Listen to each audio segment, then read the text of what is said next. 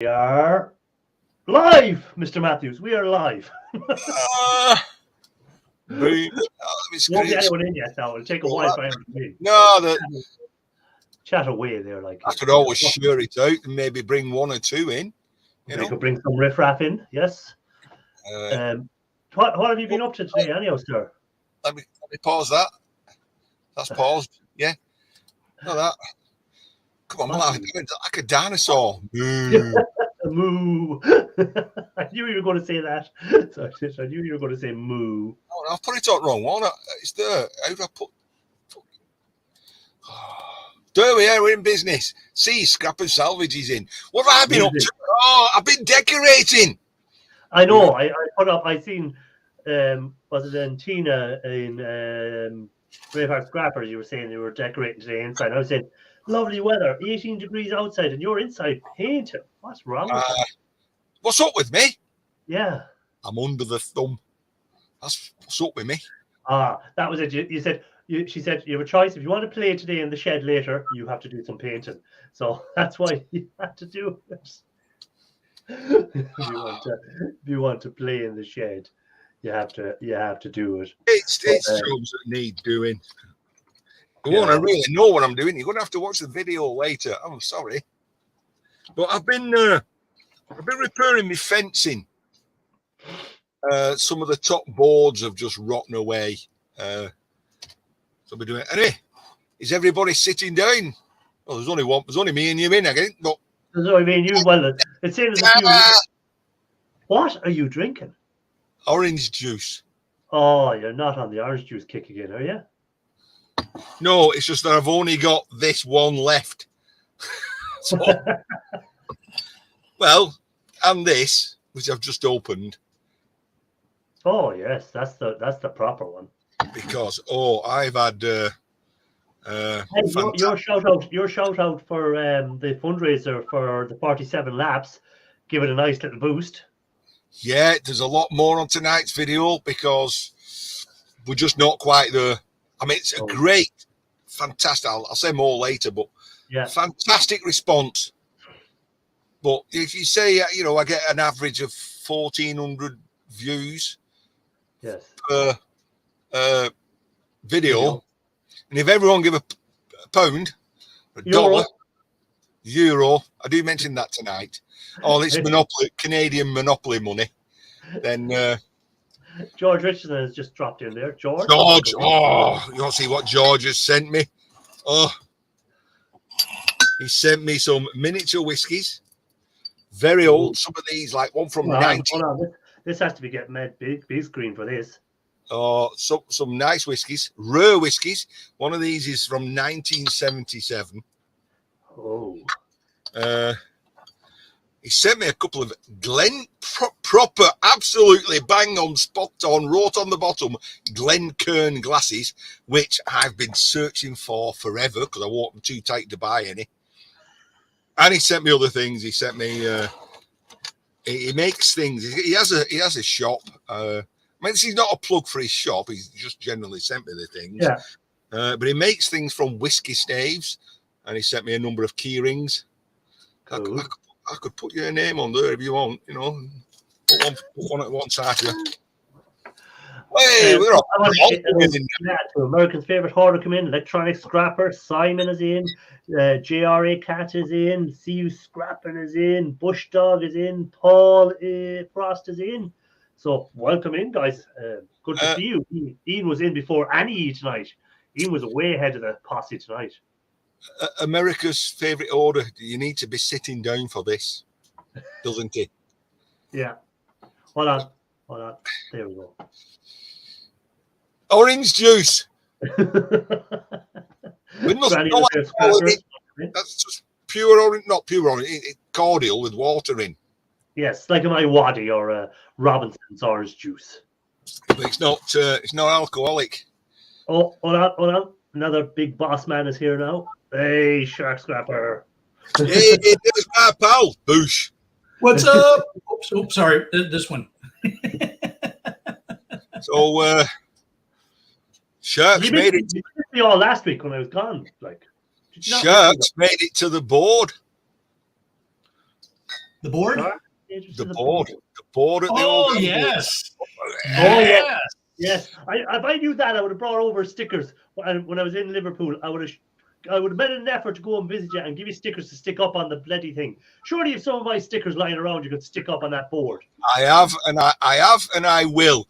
I'm under strict instructions, though, that e-waste maker's got to be above shark scrapper.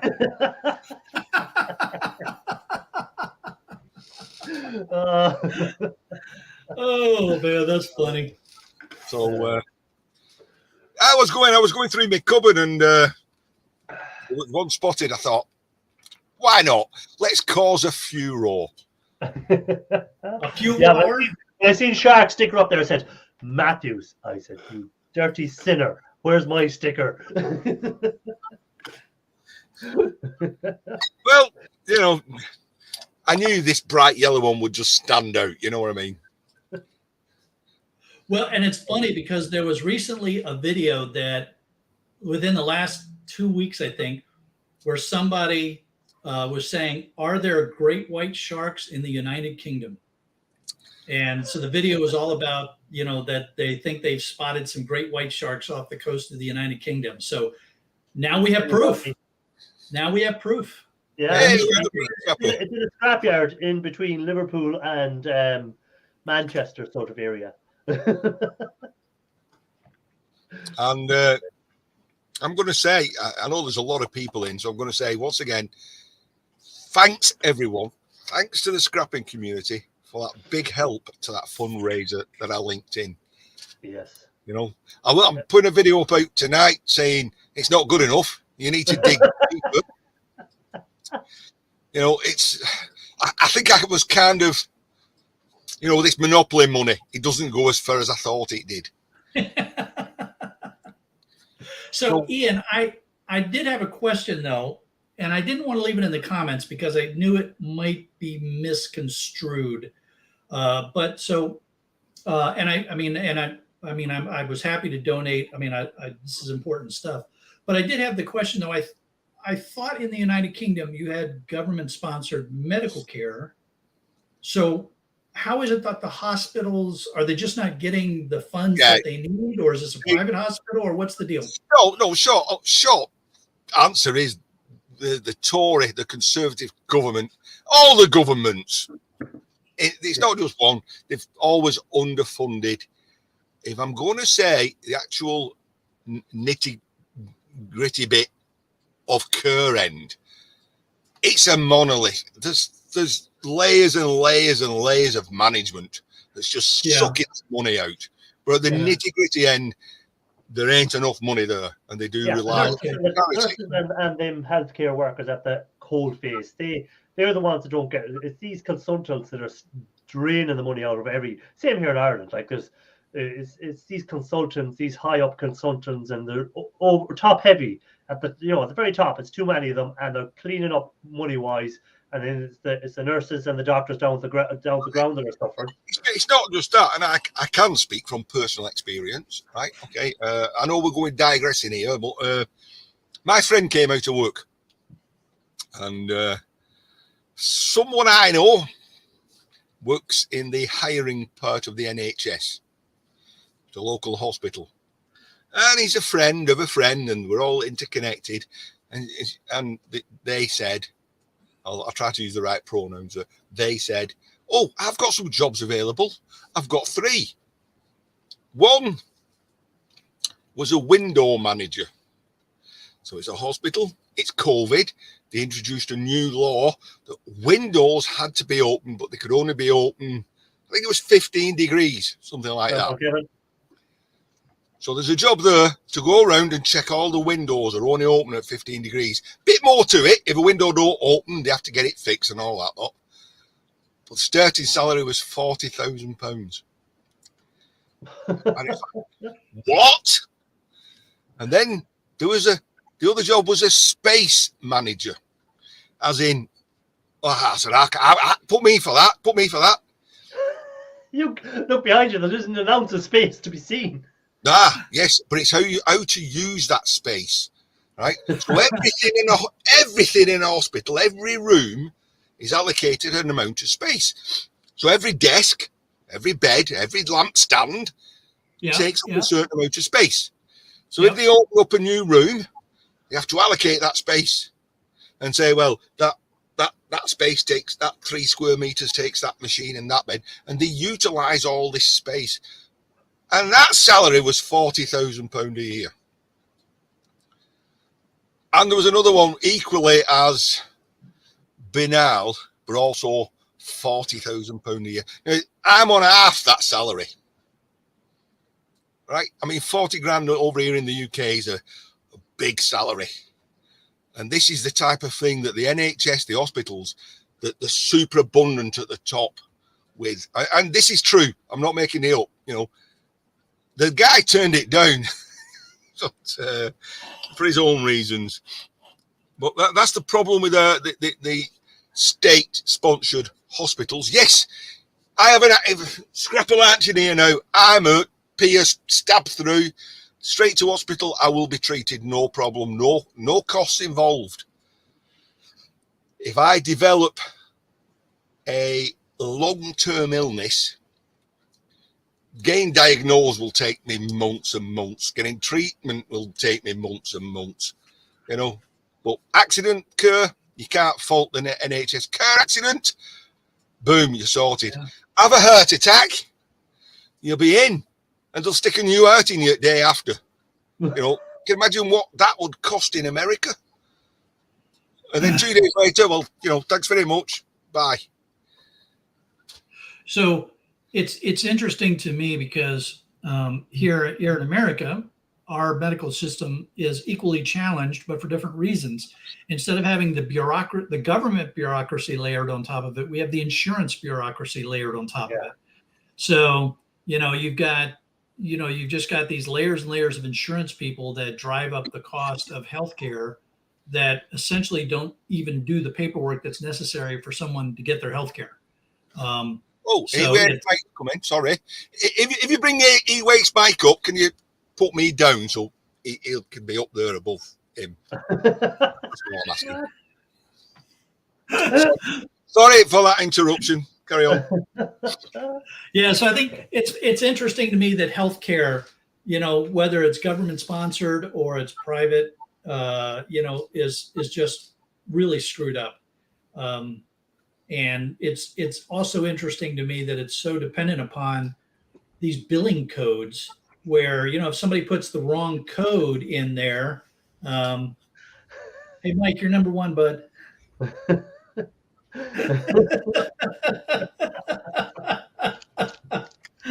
Continue on. You know, like, so my wife has been dealing with cancer, and every now and then we get these bills that were like, well, wait a minute, why do we owe $40,000 for something that was, you know, that was care that they had supposed to have been covered, and it was all because somebody put the wrong code on the procedure, and the computer system said, oh, that's not covered. And so, you know, a few hours of phone calls later, they put the right code in there, and now we owe them nothing. Yeah. You know? I mean, they all say, you know, it's a state-sponsored, you know, nothing else. I mean, I pay a fortune every week in what they call national stamp, you know, national insurance. Yeah. You know, if we went privatized, I'm pretty sure it'd be better spent. I'm sure I could buy medical insurance for less money than I'm paying in national insurance contributions.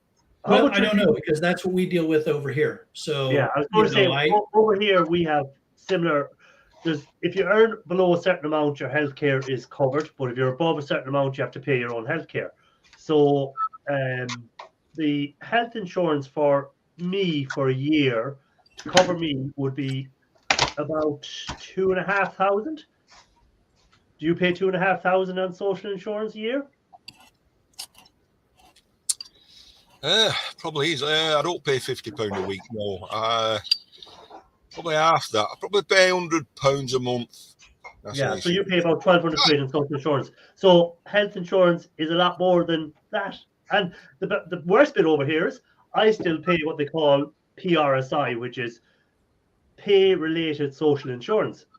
So I still have to pay my PRSI, I have to pay my PAYE, which is another tax, and I have to pay what this one they brought out when the crash came in 2008 of another couple of %. So my tax bill on average a month is about 600 quid a month.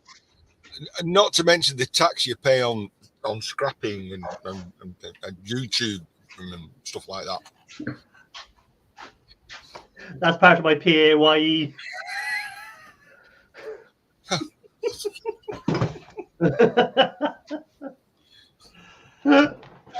of fire extinguisher before you hurt yourselves. So anyhow, what have you been like? Your payday that you got the last day from the scrapyard, Ian. I'm sure you paid all the taxes on it. It was below the threshold. Good answer. Below the threshold to pay tax. And Mike, by the way, thank you for sharing out that fundraising thing at the end of your really long video. It nearly sent me back to sleep this morning. I thought, talking about sleep. I woke up this morning and I seen, Jimmy C is live. I went over. Jimmy C was live, but all he was doing was sleeping. He fell asleep in the middle of a stream. Now, I do mention it in tonight's video, but Mike, you're my buddy. I've got to say it. You've got all that space. I mean, I struggle with space. And you've got all this stainless steel bench that goes forever, and you work in a tiny space about that big, a bit like all of us. That's it, right there. Yeah. That's it. So why? Area. That way it keeps it less cluttered.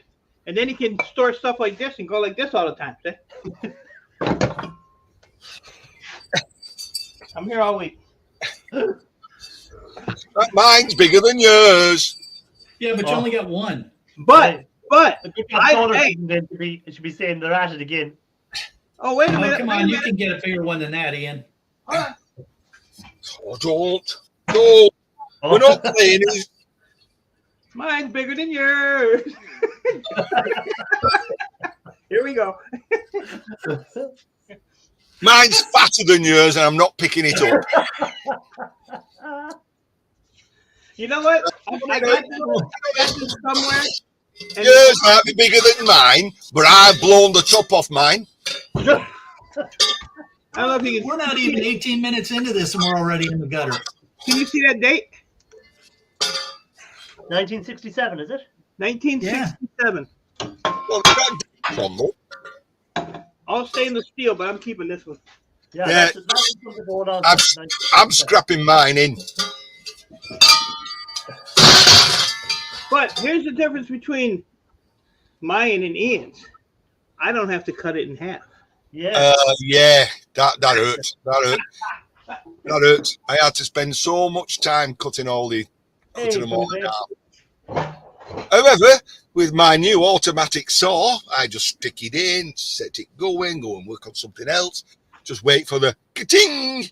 Yeah, but that saw you can take it out every time because I presume you've just buried it under a rake of stuff every time. No.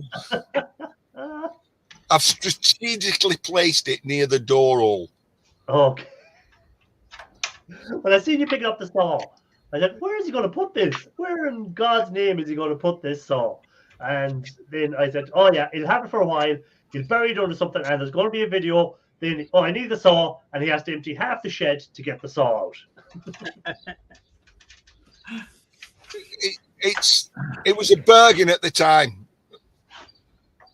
And it'll, when I've retired and all this is gone, I'll have space. I think having an automatic saw when you have to cut those, because you have to cut them, so you might as well let the saw do the work. And like slow. Mike and I just have to take the valve out. So well, that's all I had to do until somebody I brought in on it, because I couldn't handle them all, and I give him all the powder ones. He can have all the mess. And apparently he took one in that he hadn't depressurized, and then when it went in the shear, bang, it made a big mess. Yes. So the answer from that, because they told me who it was, and I went, oh. So I said, oh well, 90% of what I do I cut in half anyway, so I can not in half. Not in half. I cut them in two. Half's a bit specific in it, it's 50%. I cut the tops off and brush and dull them. So it's only the last one I do have to take that extra step. Yeah, don't you hate it when one person messes it up for everybody else? Yeah, but that's in general, whether you are a scrapper or a dumpster diver, there's always going to be that person who won't obey the rules of it. You see people giving out, I just follow some of the dumpster divers people, and like they come to a dumpster where there was someone already there and they have everything just thrown out all over the place. And then I seen this other person actually picked it all up and put it back in. And the reason they said was that if the person comes the next day, at least it's going to be clean around it and they're not going to be stopping us from taking stuff out of the dumpster. But some people don't really care. Same much when you were on about earlier burning the copper wire. It's if everyone started burning copper wire, all of a sudden then we're going to be stopped from collecting wire in the first place. To be saying, oh, it can only be an electrician, or it can only be this person. Scrappers aren't allowed to cash in wire anymore because they don't know how to do it right. I was just watching Mike hammer with his bigger hammer than wannabe scrappers hammer. Leave poor wannabe alone with his hammer. I enjoyed that video. The only problem, Irish, with rules is, rules and laws only work for people who are predisposed to follow the rules and the laws. Yeah, and so the scumbags that are always trying to get away with stuff are still going to try to get away with stuff. Yeah. So that's why it's always a frustration. Yeah, that's why the cats are all regulated, because boys would just go around stealing them off cars. So they had to regulate it, Could you possibly make me a little bit bigger? I want to make wannabe scrapper feel a little bit better. You seeing the size of my hammer? Well, you what? It might be a little, but it all depends how you swing it. Who's made it counting down the days to the retirement? I see. 1154. I'm down to about 20 months. Oh, look at the hammer that oh, there we go. Look at that one. That looks like kind of homemade. Man, I'm glad you didn't hit the light with that. I don't care. We go down and getting some replacement handles for my hammers. I'm not going to be the laughing stock anymore.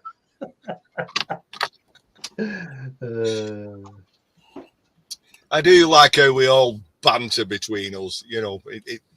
Like I said, the scrapper community does stick together, and I think a lot of that's down to the fact that a lot of people look down upon scrappers. Yeah, people look down on us. Yeah, they would. They say, "Oh, what's he looking in there? He must have no money. Look at him looking in a skip. That guy has no money." When's the last time you went in a skip, Mr. Scrapper? Well, it's been a while, but I stopped going into skips mostly because if I ever fell in one, I'd never get back out again.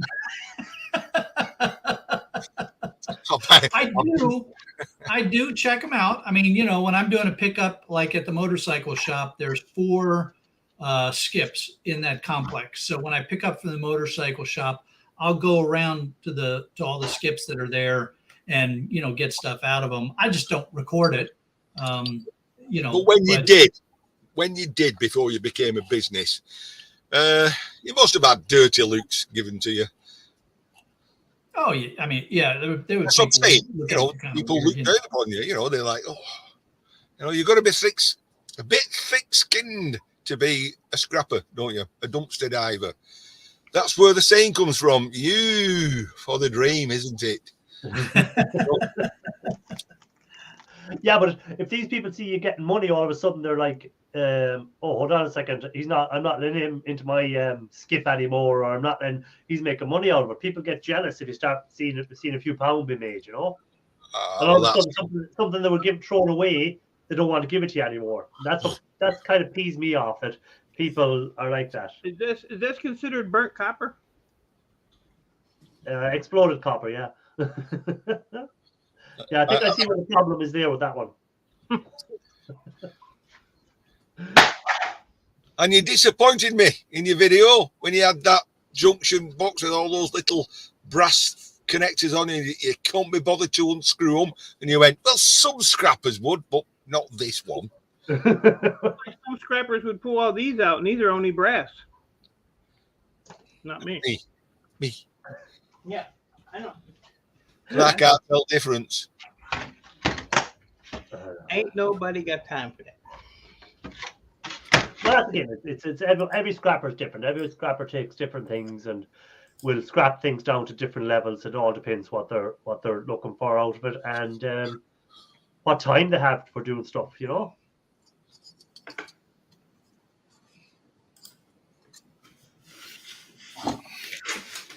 Carry on with the orange juice in this break. This is decaf. A commercial break. I've got a standby. I've got a Talisker Storm here. Talisker Sky, should I say. So, Ian, how are you doing with your preps for the son's wedding? I've not done anything. Well, but I thought you said you were trying to cut back on your beer consumption to lose weight so you could look all sexy in the wedding. Whoa! Have you missed the orange juice? That's orange juice. That's orange juice. What's the other one? The other one is coffee stout. Yeah, okay, all right. And it's rather nice. That's rather nice. Really got that coffee aftertaste. And this is this is actually medicine. Yeah. So that don't really count. Medicine. Oh my God, medicine. Well, if I take that, I forget about my aches and pains and now, problems. Ian, is that orange juice or is that a cider that you're claiming is orange juice? No, it is orange juice. All right. It is proper water with oranges in it.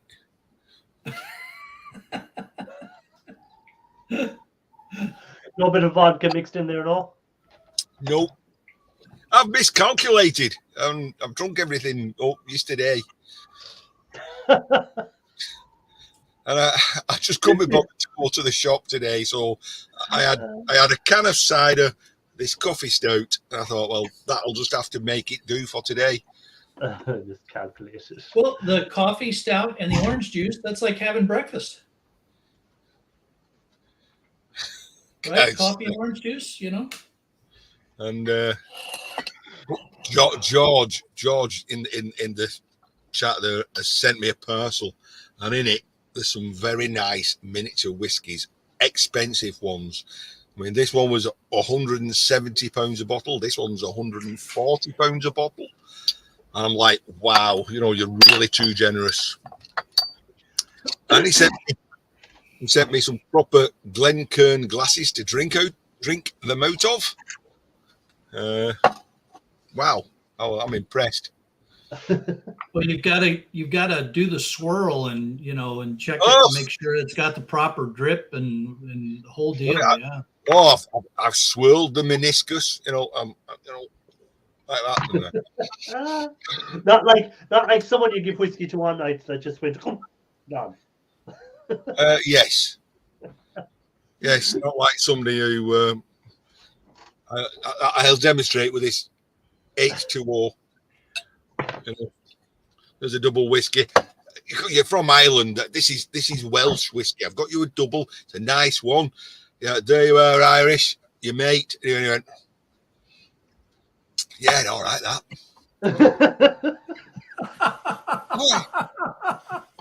Like, you peasant. You peasant. You can take a man out of Ireland, but you can't take the Irish out of him. Oh, man. Not looking at. It's not for fucking looking at it. It was for drinking. You old tops over there with your big bowler hats on you, and you're like, oh, the whiskey is lovely here today. Oh, yes. And little fingers going. You're used to drinking poutine. Yeah.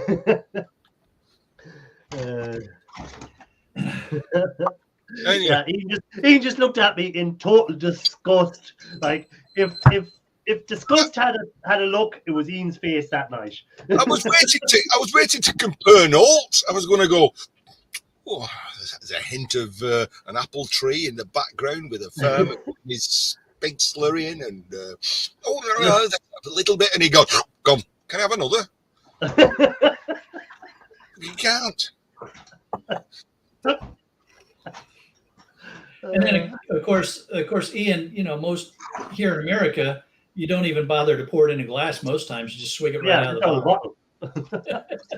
Well, so do I most of the time, but seeing that George is, look at that. Hold on now. This is the proper way to. This is how the Lord of the Manors do drink their whiskies. And it's that bowl shape, so you could cup it like that, and then the heat of your palm goes into and raises the temperature, releases the flavors and the aromas that go up your nose. Because as you know, you don't really taste with your taste buds, you taste with your nose. Man. What do you get a hint of there, Mr. Matthews? Like, I'll see what it says on the bottle. Made by the sea. That's what I get a taste of. Made by the sea. Hint of lemon and earthy tones. They are what makes a whiskey. Yeah, like a peaty taste, you get the boys. Oh, there's a peaty taste to this. Why don't you go out and eat some turf one if you want a peaty taste? Just go and take a fishful of turf and put it in your mouth. There you go. Nice peaty taste. Yeah, I had to laugh when I was tasting some single malts when I was in Inverness, and the guy at the I don't know what the store is called. I called it a scotchery, because it's all they did was sold single malts. And so anyway, so he started me out with the really light ones and took me around the country. We get to this last one, and he says, "All right, now this one's going to be quite a bit peat forward." And I mean, I took a sniff, and I'm like, "What is this made out of dirt?" He was probably drinking Lefraigue. I was just like, "Holy cow, man!" Yeah, that was I wouldn't be a big whiskey drinker of peaty sort of ones. I'm not gone on this. Oh, I am. I do. Apart from Lefraigue, that tastes like cough medicine. What you used to have as a kid. But, there are people who swear by it, but I love opening it. Taliska's very smoky, very peaty, and you go, and like you say, it's like you've got some dirt in your hand and you're smelling that. Yeah. Like, would you put a bit of dirt in your mouth? No. So why do you want that taste? You'd be surprised. Don't even go there, Ian. Don't even go there. Now, I have to admit, on that particular occasion, I was about, I don't know, I'd already tried about 20 different types. So, he could have handed me a handful of dirt and I probably wouldn't have known. Yeah. Well, as Butchcott said there, Wannabe Scrapper, when he got to Glasgow, he woke up with a broken nose and an empty wallet.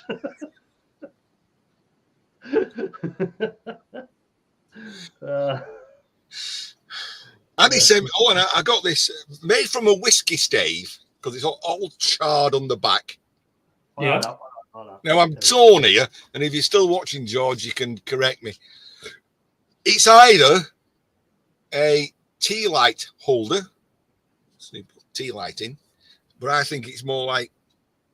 Yeah, I think it's for holding the glass. Yeah, I think it's for the, for that.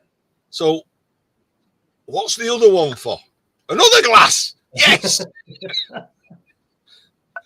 A glass of whiskey and a glass of water to put into the whiskey. Two glasses of whiskey, you see, so I can drink one quick, and then I can savor the second one. You see, the first one is just to lubricate the throat, and then the second one is to drink it as normal, you know.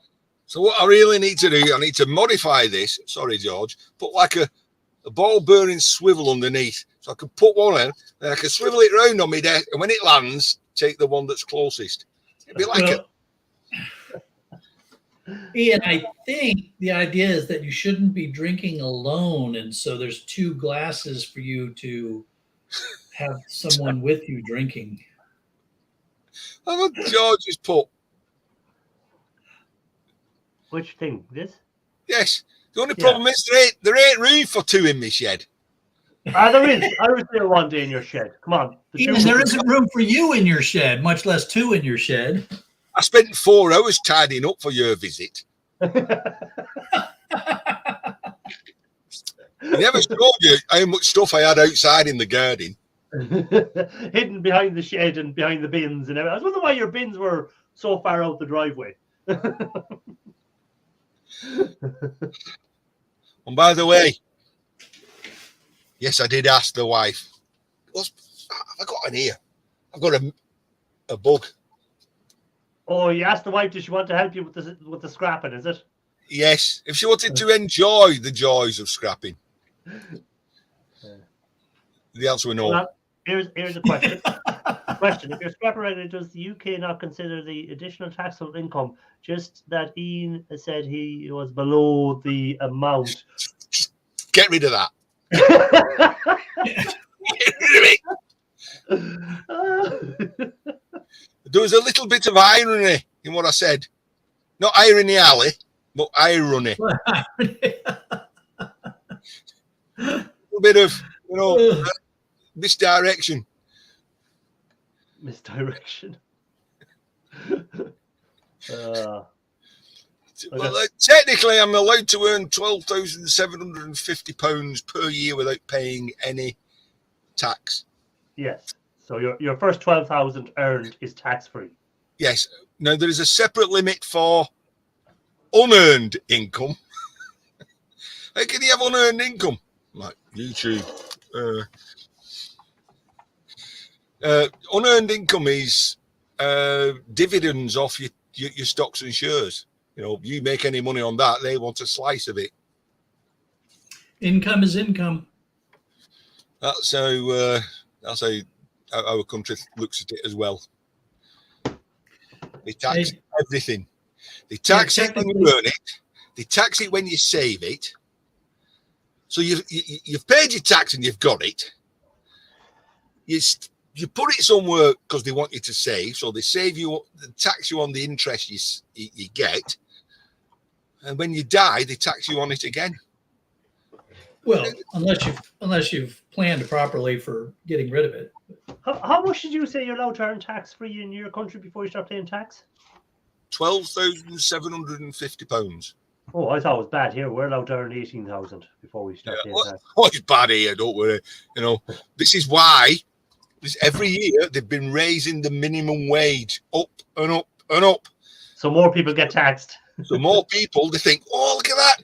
I am now, because minimum wage in the UK has now gone to £10.42 an hour, or £10.50 an hour, £10.42 an hour, which is £22,000 a year. By no means a minimum wage, And they're all going, oh, look at this, I've got £1 an hour pay rise. And you're thinking, you do realise you're going to have to start paying 30 pence of that. On every pound. 25p of a pound in tax. It's one of those world's smallest flies. They really fly really slow, but you can't kill them because as soon as you go like that, it blows them out the way. We call them gnats. I believe. I'm guessing you're classing that as a tax-free ISA, Ian. Who's made us on to you?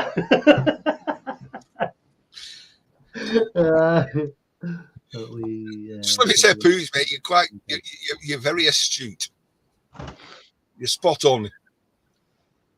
Poos, mate, he's one of these people who actually go out looking for these people. Yeah, well, you see, that's why I have not cashed in anything of my gold or anything like that, because as soon as I cash it in, I have to pay tax on it. But if I keep it in the powder form and it's not actual gold, they cannot tax me on it, because they have to be able to prove what percentage of gold it is, and they can't. So that's why people just say to me, "Oh, when are you going to melt it into gold?" Well, as soon as I melt it into gold, I'm going to have to pay tax on it. So, well, wait a minute. Why do you have to pay tax on it when you melt it? Don't you? You wouldn't pay tax on it until you sell it. I have an item that is of a value then that I have there. So I say the gold was $3,000. So I have 3,000 quid's worth of gold all of a sudden. So I have to pay. That's an income. It's 3,000 that I own of as an asset. So however, it only has value. It only has value when you turn it into cash. No, gold has a value. Gold has a market value of it's an asset. So I have an asset worth 3,000 or 2,000 or 3,000. Yeah. I mean, see, our taxes. If my house increases in value, I don't have to pay for any increased value of my house. We do here. Our houses have to. You have a property tax here in Ireland, and if your house goes up in value, you pay more tax every year on the value of your house. Yeah, you pay property tax for. Yeah. They assess the property tax value of your house. Yeah, but so you're paying. I don't pay for the actual value of the house until I sell the house. Oh no, we pay. You pay a tax. We pay a property tax every year, which is based on the value of your house. It's based on your asset. We pay property tax too, based on the value of your house. If your house goes up in value, are you not going to pay more tax? I will pay more tax, but I won't pay. But I will not pay for the increased value of the house until I sell the house. Yeah, but this is why you lot had a war way back when, because you didn't like the English taxing you. Hey, we got rid of you, and the gang we got in like taxing us just as much. Our own gang. So be thankful you're in the States then, and we just thought it weren't well fighting you anymore. Yeah. You see, look, gold over here I have to pay a tax on it if I create something. So if I get something and I turn that from a zero income into something of more value. It's like having shares. If I invest in shares, I have to pay tax on the dividend at the end of the year. I have to. If I get more, if the value of the shares go up, I'm going to be paying more tax on the shares as well and stuff like that. And then when you sell the shares, you pay tax on it again. So you get screwed every time you buy in Ireland. Anyway, no matter what you have, you pay tax on it. The only amount of time they're going to tax oxygen. As soon as we breathe in air, we'll be taxed. In the UK, you've got a little bit of a get out. If you buy gold coins, they're not taxable because they're collectible. Yeah, I've seen that. And I was saying, if you buy a gold bar, you have to pay tax on that. So you've got to buy gold coins. So what about if you got the guy that you're buying the bar off to melt it into a coin? Big, massive coin. Like, yeah, do you know any of the Brink Smart guys? When they say a coin, it has to come from a certified mint or something like that. It has to be these, these ones where the new one they brought out for the Queen's anniversary or whatever, or Jubilee coin, stuff like that. You can buy South African Krugerrands. It's a coin of it's a coin. It's a certified coin, but you don't have to pay tax on it because it's a collectible item. I think Foodmate has found a way out for us. Hi, Ian. Isn't the stuff you collect collectibles?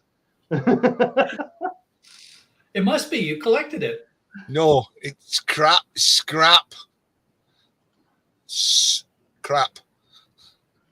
But yeah, so I don't, and that's why I haven't really cashed in any of my copper either, because Irish, what's to prevent the tax guy from weighing up the amount of gold powder you have? They just know what purity. They don't know what purity it is. Why should that bother the tax man? He would just assume that it's gold powder. It's going to be 24 karat. I'm going to charge her for that. And then you see he has to prove it. You can't be taxed without proving it. So they don't know what the purity of, when you melt it, they don't know what the purity is.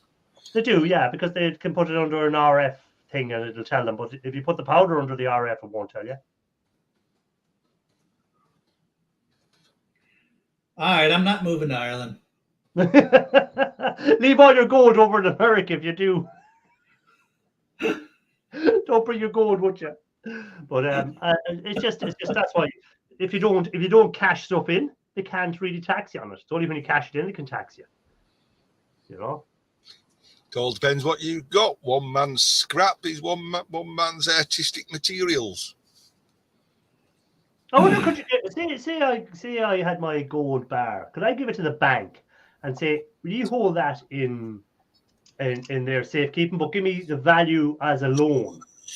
And gold should rise as time goes over, and the loan it gets less. And then would you end up not having to pay tax back then because you're paying back a loan? I think what you need to do, there's a channel out there. The guy comes on yellow shirt, goes into stocks and shares about gold. Like, you can actually pay to his Patreon and get inside information. And I'm sure that if you was to go there, you'd get an insight about how gold and silver and copper and everything is interactive. Who is this guy? I want to go visit that. Who is this guy? I'd have to ask E-Waste Mike. He's somewhere in Florida, somewhere. I wish I had about 12 kgs of gold. If I had 12 kgs of gold, I'd be cashing it in and I'd be heading off to the Bahamas, and before they look for the tax, I'll be gone. You'd have to Irish, you bring up an interesting point, because there's some very interesting games that some people have played around here along similar lines, where they take, instead of getting a salary, they get paid in shares of the company, and then they take a loan against the shares of the company, and so you don't have to pay tax on a loan. Yeah, that's what I was saying. You know, and then if they increase the value of the company, then they technically don't even have to pay back the loan. It's a very interesting game that some people. Now, of course, that can go south fast. If the shares don't go up, you can get in some real hot water. But yeah, there's at least here in the U.S., there are ways to play that game, which is what some of the uber wealthy people do. But that's what I'm saying with the gold bars. If I give a gold bar to a bank and said, "Oh, that's," you know, they knew the purity and said, "Oh, that's worth such a price," well, then give me a loan against that. If I don't pay back the loan, you keep the bar. But you're hoping over the time of the loan, the bar will have increased in such a value that it kind of covers any loan. Isn't that called future trading? Futures? Is it? I don't know. You see, I wouldn't know. People buy coffee beans now, hoping that in a year's time, when the harvest comes off, it's worth more than what they paid for it. No, it's a similar concept, but it's not technically the same. Because when you buy futures, you're obligated to buy that strike price at a certain date, regardless of the value of what it is. If you've taken a loan against the gold bar and the bank is holding that gold bar, then you can negotiate the terms of the payback and when the valuation of the bar is set. Yeah. So then you're hoping that if you took the loan out and you took it out, you could say, well, I'm hoping in 7 years' time that bar will have gone up by 30%. My interest rate is only going to be 5%. So I'd have paid no money back, but I would have made this and whatever, you know. That sort of way you're hoping that it covers everything and have money left. But I don't think the banks would agree to that. I don't know. I'm interested in what Mike is taking apart. I think I've had these before. Like a big potted thing with an aluminium. I knew he'd do that.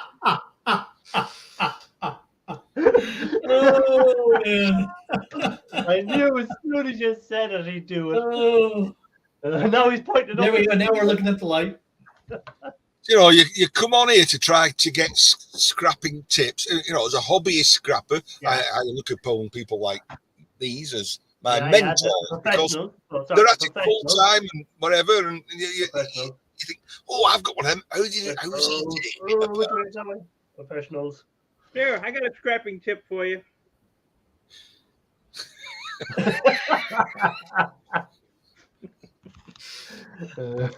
I'm glad we can see the fingernail. Yeah. Oh no, it's a stepper motor. Apologies. Yeah, it's a motor.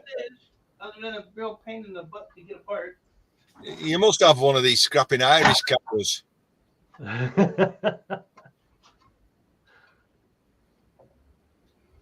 Pin stamp. What's this pin stamp? So you tell me what it is, because I have no idea. Martin.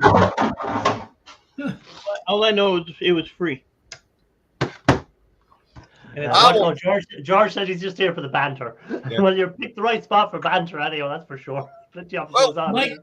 Mike, I can't believe you're scrapping that. That's worth at least $500 on eBay. Oh my God, I can't believe it. I want to see. Did you see that dope press in my video? That was $1,500, and I gave it to my neighbor. Sorry, did you see that dope in the your video?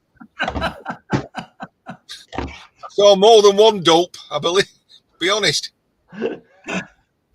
There was one dope who said, "Great big diesel petrol generator," and he's like, "I can't be arsed with that." Right. Ain't nobody got time for that. Ain't nobody got time for that. Another free item. Look at the way I look at it. People always say, "Oh, that you're only going to get £2 worth of scrap out of that. You're wasting your time." Blah blah blah. It's my time I'm wasting. Why are they so worried about it? Like, I don't care what that person does on their days or does. As far as they could hang off a tree for all I care, you know. And I'm not going to say, "Oh, you're wasting your day," or they're swinging off branches. Why does everyone have to think they have to give an opinion to someone? That's what annoys opinion of that sort of opinion. You know, I have a guy that leaves comments on my videos, and it's just like his first name. Everything he says is negative, so I just finally blocked him. I get tired of you. Oh. Should I take the copper out of this, Ian, or should I just sell it as a motor? I'll throw in motors. Stepper motors, you can get good money for stepper motors. Yeah, should I take the copper out or sell it as a motor? Strip it. Throw it in the motor bucket. It is. Oh, strip it. They're very, very finely wound. There's a lot of copper in stepper motors. See there what Poosmith said about, and I see Shark answered about his breakage. You know, is Chinesium transformer shred? But a lot of if you put your transformers in together, will the scrapyard go through every transformer to see are they all copper before the paint? No. So I'd say don't worry about it, Poosmith. Put it in with the rest of the transformers that are copper. All right, but here's the risk. Here's the risk in doing that. What? If they do happen to check and they find that you put aluminum in with your copper motors, then they're going to downgrade the entire lot, and they're probably going to downgrade you every time you come in because they will have said, "Oh, this person doesn't bother to separate their motors." If you're only putting one in every so often, with all the rest are copper, would they not just say, "Look, it's not going to be that much of a risk for us"? The point is that if you're a good scrapper going every week, we'd say, and you're bringing a lot of stuff. All right, so if you are a good scrapper, you're being fair to your yard, so you're not going to do that to your yard on purpose. Now, I'm not saying it doesn't happen, right? I mean, those kind of things do happen from time to time. Hey, I get in a hurry too, and I'm just chucking motors, and I don't always check, right? So, you don't want to screw your scrapyard because, trust me, at the end of the day, they got the bigger screwdriver. Yeah, well, true enough. Well, that big welder I took apart, and it was a full Chinesium transformer. I told him about it. He said, "I'll take that off you as a transformer." We actually sell transformers to a transformer guy. That's different. Who ships them abroad? They export them. Yeah. Don't just think that they're scrapping everything. That's a very good point. Very good point, Ian. And there was somebody who recently was talking about how important it is to know your buyer and what your buyer does. So, yeah, that's a very good point. So check with your scrapyard. I'd say, just check with your scrapyard and say to them, look, a couple of them have aluminium in them. What do you want me to do with them? Or sometimes they might just say, look, throw it in with the rest of them. If it's only one, we're not too worried. If it's 20 of them, then they might say, well, hold on, that has to go into a different category. You know? Well, they do know where it comes from. Like when I took all that wire in, they took it in, and then it got sent back to them. They knew I'd brought it in. Yeah. You know, I did offer, oh, give it me back, I'll strip it. And he was like, no, we bought it off you in good faith. We knew it was like that. Yeah. We tried it on, because they try it on as well. Sure. It was like, I was on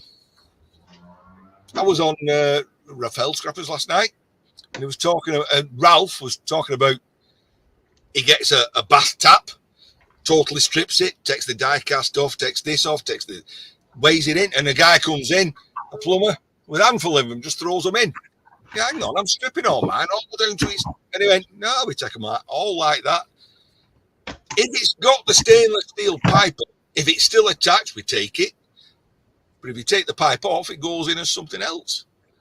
And it's like me, I do that. I strip everything down to its minutest. And then I go there and I see people throw stuff in that I've stripped and they haven't. And I'm like, are you getting the same price as I'm getting for that? It's going in the same bag. Yeah. It's like Ian saying a stepper motor has a crap load of copper in it. Liar. There ain't nothing in it. I knew you'd fall for that. now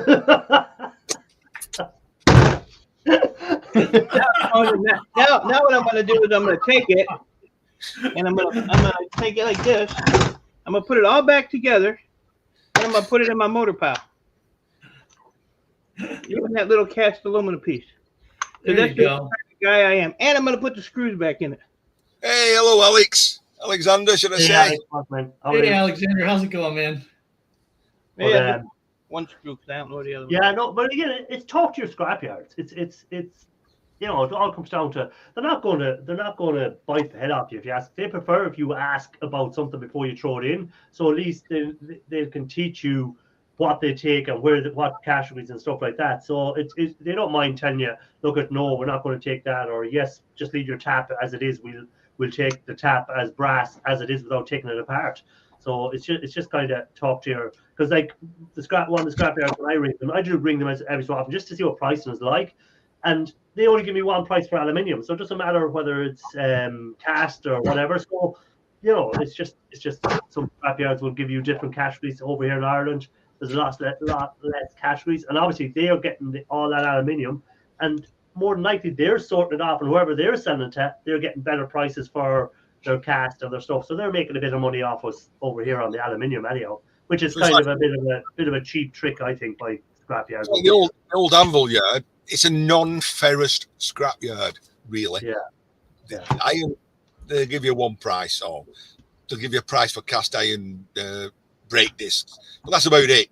Like aluminium, they've about 7 different categories. Yeah. And it varies, you know.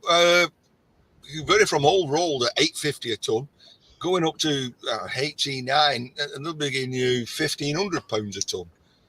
You know, there's £700 a ton difference.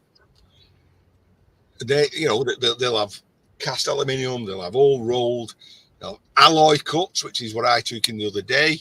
Then they'll have HE9. HE9 is like this stuff at the back of me. This. Be careful. Yeah. Don't shake it too much. Yeah, don't.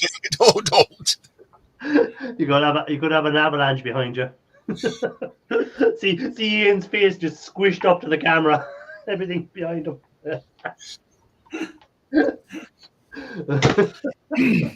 Well, and you know, Ian, that's a really good point, because there are, you know, all these variations, just like with brass, right? Some yards will just buy brass as brass. Others will do red brass from yellow brass. You know, so it all comes back to the yard, and the yard is doing that based on how they can sell it and what they can get for it as well in a lot of cases. So one of the challenges, of course, that for most of us, you know, it's like, well, we we separate by the process of the aluminum, extruded versus cast versus sheet. But that's not actually what the aluminum is. It's the process that was used to form it. But generally speaking, the type of aluminum that's used in that process is of a certain grade. So that's why they tend to be separated by process.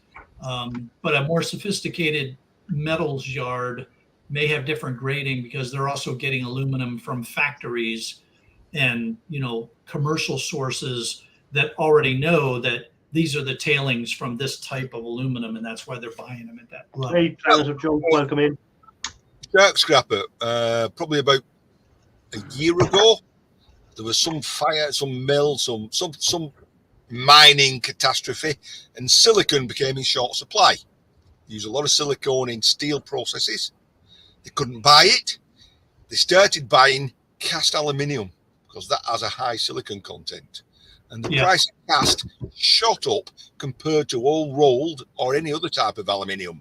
Because I was shocked. It was like, how much are you paying for cast? And they explained the steel yards are buying it to extract the silicon out of it. Yep, it's interesting. Yeah, I think I remember hearing about that with that plant. Was it out in Germany or somewhere that it had that explosion, and then it put the price of aluminium through the roof. You know. Tell you what, orange juice, it lasts a lot longer than beer does. Ian, I think you commented on one of your videos about a month or so ago too that you discovered by accident that your yard was that the old anvil yard was paying you more than they were paying some other people for similar material. But you shouldn't. I wouldn't be embarrassed by that. That's actually pretty normal. If you are a regular customer and the yard knows that you're doing some amount of proper separating, they're probably going to give you a better price because they want to keep you. That's part of how they keep you as a recurring customer. Yeah. So that's, at least here in the US with the yards that I deal with, that's not an uncommon practice. That's true. I have been there, and do I discuss this or not? I have overheard them discussing a regular that comes in who it's a non-ferrous yard. Mostly, they give very good prices on non-ferrous. This guy came across several tons of iron, high-grade iron. He's going to bring it to the old anvil yard. He's going to get this mid-range iron price. He knows he can get more. He knows I get a lot more for my shortcut number one at work than I do at the old anvil yard. And he rang up to say, what will you give me for this? They said, we'll give you such a price. He knows he's going to get, say, £100 a ton anywhere else because of the high grade of it. Constructional steel, hot rolled. I got the feeling was like, we treat him fair for everything he brings in. He should bring that little apple to us and not maximize his potential on that one thing. I'm a bit torn about that. I'm thinking, well, don't that what we all do? We all get that little nugget now and again. You want to maximize your potential on it. Yeah. Why sell it for a lower price when you know you can get more? The upshot about that is you're being treated fair all year. Then I don't know. Have they got the cake and eat it as well? As you said, Shark, they've got the bigger screwdriver. Yeah, that's the other side of it. You could say, "Oh, I'm going to bring it down to the other scrapyard because they're going to give me a better price on this." But the next time you come back with the aluminium and stuff, you find your price might be down on what you were getting the week before. Because so, do you not tell them in the first place? You just yes, exactly. Don't tell them. Just ring up and say what price, and don't let on who you are. Just say what price are you, and they ring the other yard. What price are you? And just go to whoever has the best price. Say nothing to no one. Unfortunately, the ladies that answer the phone at my 3 local yards, they all gotten to the point where they know my voice now. You have to get a it's voice like, changer and go, hello. well, either that or they've got caller ID activated, because Oh. when they answer the phone, they're like, "Hey, Sharky, what's up? What do you need a price on?" I suffer from that. I think I've got maybe a distinctive accent, and no matter who I phone up, they say, "Oh, hello, Ian." I have to start talking posh. You not put a posh telephone voice on anyhow, though. Ian, don't you get in trouble if you try to imitate somebody else from a different region of the UK? I thought that was against the law over there. I took a phone call twice, and she started calling me Ian. Yeah. I thought, she's an American.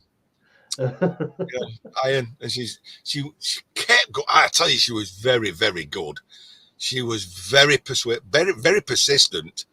And I was at a loose end. I'm just waiting for my dinner to come from chip shop, and I'm giving her some time of day, and she's going on about, look at this new system we brought in. You only have to buy a bit of a share. You're paying like, there's only two people in this type of world, me and people who want money off me. I said, I'm not giving you any. And she wouldn't accept no. I had to put the phone down on her. No, I'm not giving you any of my money. End of story. I'm almost at retirement age. We've got people at 80 years of old who are making 3 trades a day. Good for them. I watched this shaky strapper. Sorry, Poos, mate. What did you say? Shaky stripper. What is that, at the geriatric strip lounge or something? I said, he has this like stocks and shares every weekend. I said, it's over my head. Shaky stripper. It's good. This orange juice, it's strong. That's gonna. That would make a great YouTube channel. Shaky stripper. You're almost there, Shark.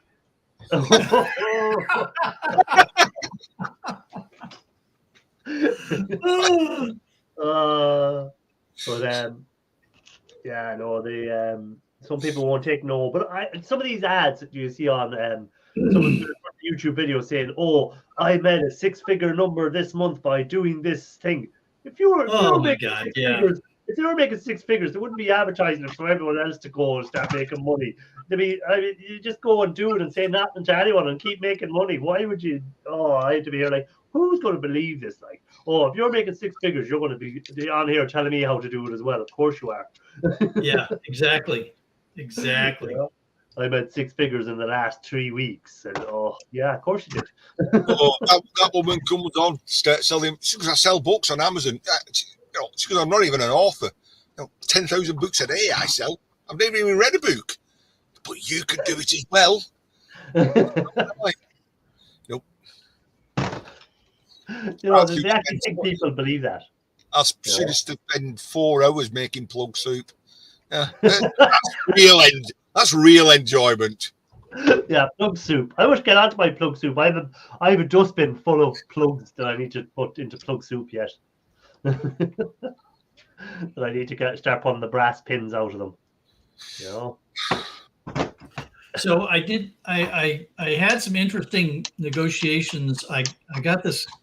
Somebody reached out to me and they wanted to buy boards from me, and they were they were talking about what great prices and that kind of stuff. And finally I got him. Oh, there's somebody at Mike's place. I'll take the camera. No, look at the enlarge me a minute.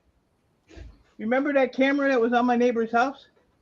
Yes, the one that was falling down. It just blew off the house. And he just walked under there. Yep. He's gonna sue you. If it's not my house, I don't give a shit. All right, go. Continue, Shark. Oh, so after a bit of back and forth, I finally, I said to them, "Where are you located?" And they came back and they said, "We're in Pakistan." Hey, I had a guy emailing me as well. Oh, we'll buy all your computer boards because I'd be saying like in Ireland I can't sell the computer boards. Sorry. This person said, I'll buy all your computer boards off you. And I said, oh, that's good. I said, where are you based? India. I go, yeah, that's not much good to me. I go, I thought you were in Ireland. And they go, oh, well, if you get enough to get a container full, we'll buy the container. And once they're over at us, we'll send you a check. I go, yeah, no problem. I'll get back to you on that one. Right. That's going to happen. Yeah. So I was just polite. I just told them that I don't sell internationally, but thank you for reaching out to me. Wannabe Scrapper, just quietly sorting the binge. I just wanted to ask. I found this in the dump. Throw it back in. It bolts to the wall. I want to use it to organize stuff, but it's got this locked, like a lock on there and no handle. I'm thinking I should take this thing off. I don't know. Would you just grind the rivets off, I guess? Or like it's got all these rivets. Why don't you just put a handle on it?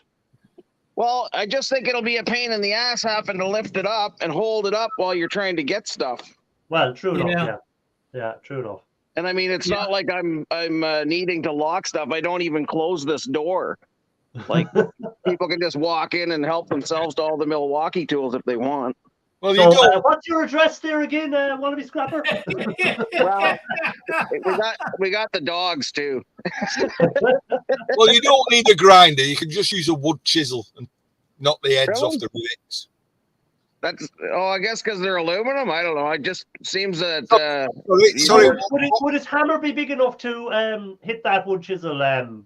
I never thought about that. Anyway, what was that abomination of that word you came out with? Aluminium? Aluminium. Aluminium. Aluminium. Look at that here. I found a hammerhead.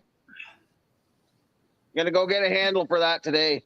Yeah, now you need a handle. That's cool. And then I'm gonna get a handle for the one I broke too, the 3-pounder. I was gonna get a brick hammer, but I don't know. All the Europeans seem to be ruining that trend for me. Ian started the trend with a brick hammer, and everyone now has a brick hammer. £14, did you say? Read it and weep. Wannabe. There's a hammer. Look how big mine is. Oh wait, what have I done here? Oh, gee, what the hell? That's a big one, isn't it? It is a big one. That's a 2-hander with a big shaft. Well, whatever you do, don't get the guy in the scrapyard to swing that for you, anyhow, Ian. He wasn't doing much of a job with the one he had. I can't see the weight on this. It's an Odin, that though. I'm telling you, it's an Odin. Hey, of course, Wannabe, the problem is that if your shop teacher ever sees you abusing your chisels like that, you're going to be in serious trouble. Yeah, well, that's why I wasn't thinking of using a chisel. There, I have to get this thing set up. Us scrappers always use a tool for something it was never designed for. Well, it's called innovation. I like really cheap grinding discs. That's why I just grind everything. Yeah, you could just grind them off, yeah. Yeah. Use a wood chisel and just they pop right off. Hang on, Jay, at a £120 hammer, so divide that by 14. Oh, get the hell. 120-pound hammer, holy crajoli. How'd you pick that sucker up? Something worse. Whose mate lost her cutters and there's a fridge and a lawnmower just up the road.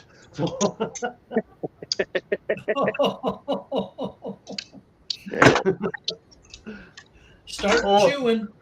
So you're one of the cord cutters. She's a cord cutter. Ian doesn't really like cord cutters that much. He prefers to see everything being taken, not just the cord. Even though I did see him in a video cutting a cord himself or something.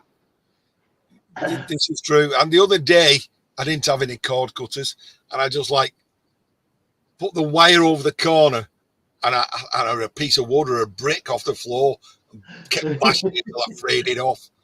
Yeah. But Again, I was against watching all these cord strippers in Florida until I picked up a really nasty, manky Hoover vacuum cleaner, and it was disgusting. And I thought, no, I ain't taking that home. I'll just take the cord off it. And that's when I fell off my perch and went over to the dark side. Yes, a household scissors. I have cut cords with household scissors, Pooh's mate. It has worked. I've started. It takes a couple of goes, but it works. Yeah. Yeah, I've started cars with those. Oh, I said, I don't know. You started what? Cars. I don't know. With screwdriver or with scissors? With household scissors. Back in the day, yeah. Back in the day, they only had 2 wires underneath. Yeah. I years ago I lost keys to my car, and I was going somewhere the next day, and it was late at night. So the only thing I could do was break the steering lock and hotwire my own car. And I pulled up at a set of traffic lights in a city, and these 2 policemen, or as we call them, guards here in Ireland, were walking down, and they didn't look like they were looking at anything. Next thing, they stopped, walked back, tapped my window. I rolled down the window. He goes, "Why have you a screwdriver in your ignition?" So I said, "Well, you won't believe this." Funny you should ask. Funny you should ask that question, I said. And you think these policemen and guards or whatever don't see stuff, and you're thinking like, he's walking along straight, he's not even looking at my car, but in the corner of his eye he spots the screwdriver sticking out of the thing, and lo and behold, so I showed him my driver's license, I showed him my proof that I own the vehicle, and I said, "Look, I lost my keys and I had to come up here today. I had no choice. It was 10 o'clock at night when I discovered I had no keys."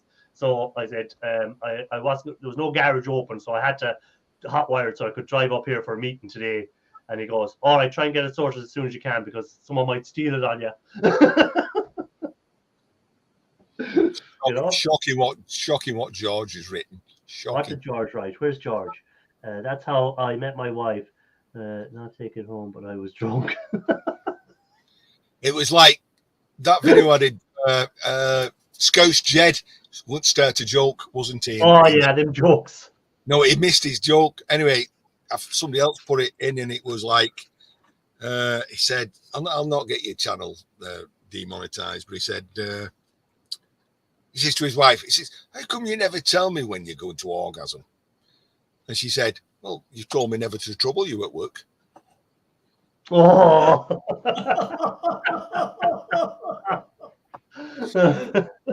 But he got it wrong. He messed it up. Yeah. Oh, Scouse Jed. Right. Sorry, Scouse Jed. Shark. He said, if you send a sticker, he is going to put it in his cab, and he's going to film some picking up on the streets with the shark scrapper decal in view. Does Scouse Jed have an actual channel? Does he do YouTube? No, he should have. He's a funny bloke. So Ian, should I send the sticker to you? I've probably got one of your old uns about somewhere. All right, I can send you some more. That's fine. I have no issues with that. Yeah, well, that's what he wants to do. He wants to put. I don't know why he's picked on you. Oh, I know why he's picked on you. He was stood outside of me with Ellie, and he went, "Who's that?" I went, "Shark scrapper from Florida." Soon to be over the top of him will be E-Waste Michael.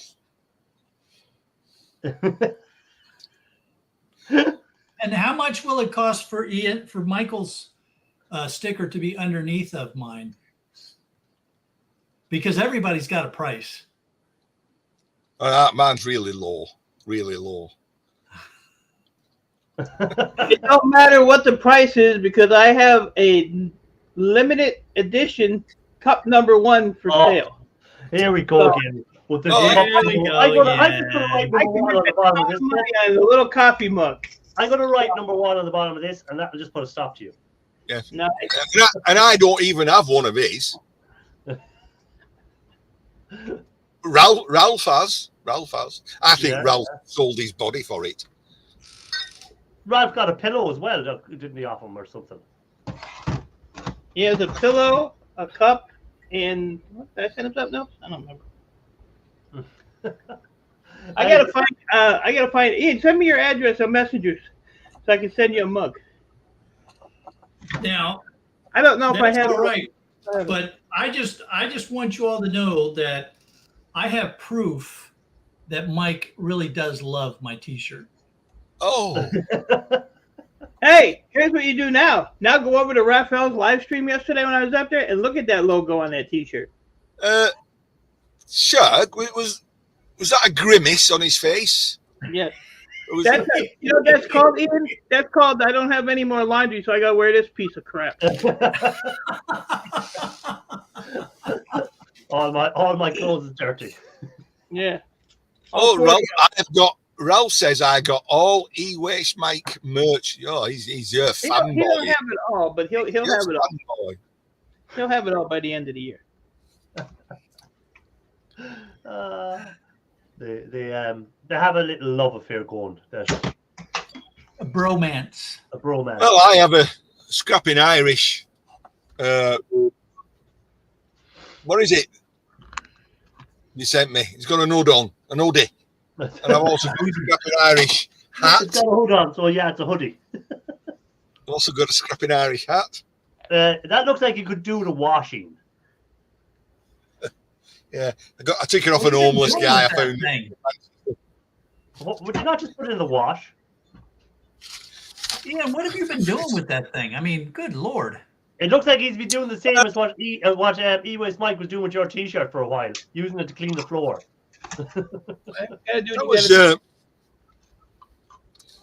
It's when I'm doing my grinding. When I'm grinding in the shed. Hey, Optimus Prime, how do? I used to wear this when I was grinding in the shed, but all the sparks were Set fire to it, did it? bouncing off the mirrors. You look really. That's quite fetching, isn't it? Really, that. It's a bit like a crown for royalty, which you are kind of royal, you know. Would you go to the scrapyard wearing that? Of course, I got scrapyard wearing anything. You go to the scrapyard nude? No. I said wearing anything. That's wearing nothing. Oh, What about wearing mankini? anything. What about Sorry, mankini? I misunderstood. Would you turn up with a mankini on you, Ian? Oh God. No, we're stretching it now. We're stretching it. No. Oh God! You'll be soon back to that garden. It'll be soon time for that garden again, Ian. You'll be soon out gardening soon. Stop it! Stop it! Oh God! Don't no.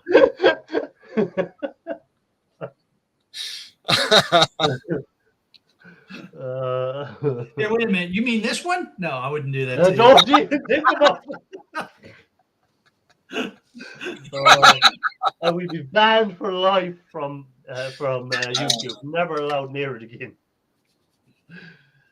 Were you dressed appropriately today when you're doing the painting? Was it like the gardening attire?